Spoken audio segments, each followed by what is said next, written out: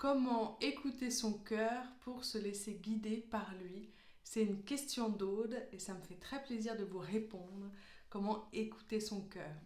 Alors dans un premier temps, pour moi, ça va être de se reconnecter au fait qu'on peut s'amuser sur Terre.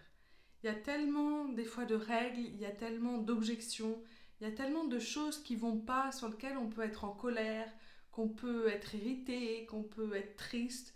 Ok, on a oublié en fait que c'était important de s'amuser sur Terre, que votre âme est venue vraiment pour apprendre qui elle est par ses expériences de vie.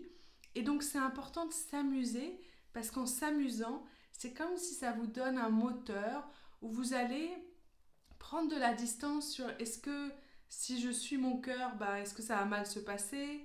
Est-ce que je devrais pas aller avec cette personne? Est-ce que je devrais pas me lancer dans ce métier-là? Qu'est-ce que je prends comme décision? Et juste le fait de dire, ok, qu'est-ce qui m'amuserait le plus là-dedans? Qu'est-ce qui me ferait plaisir?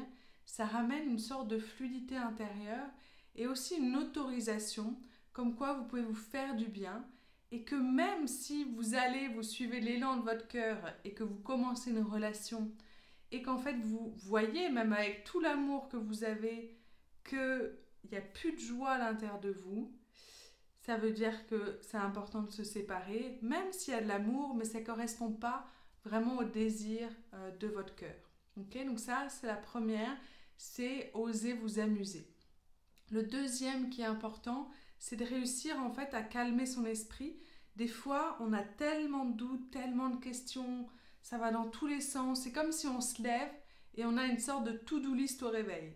Je le vois avec mon compagnon parce que quand on se réveille, il y a des moments, en fait, il est comme ça, puis il bouge un peu les yeux, ou il est un peu ailleurs et je le sens. Et je lui dis, mais là, tu fais ta to-do list du boulot, quoi. Et il me dit, oui.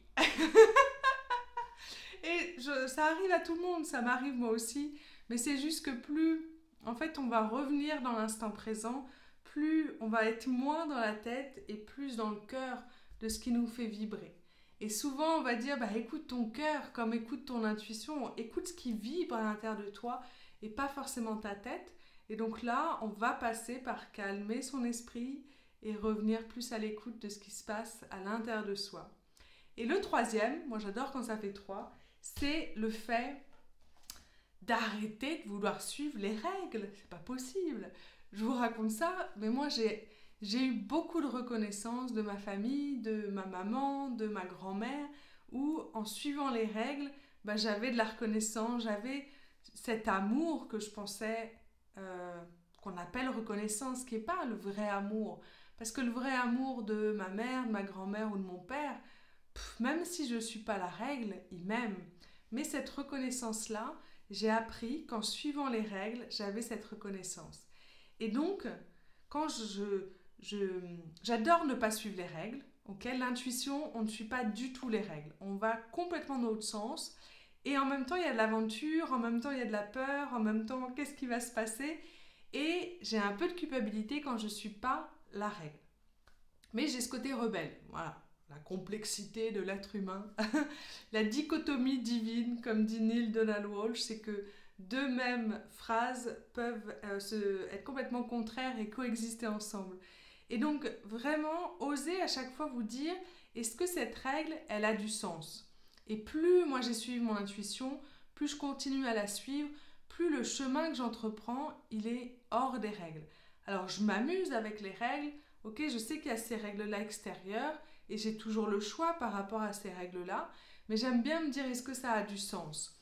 Et ça va vous aider à suivre votre cœur, que ce soit pour les relations, que ce soit pour même ranger la vaisselle. Si vous n'avez pas envie de ranger votre vaisselle, vous ne le faites pas et puis vous verrez quand est-ce que vous avez envie de le faire.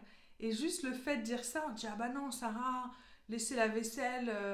ça c'est moche, c'est pas visuel, c'est pas beau, et puis l'autre personne, et donc on se raconte mais tout un tas de conneries par rapport à ça.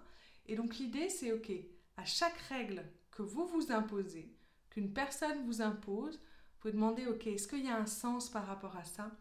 Et sentir que vous avez toujours le choix d'accepter la règle, de la suivre, de la contourner, de vous amuser avec, de dire oui et en même temps de le faire dans un état particulier qui va vous remplir votre cœur de bonheur.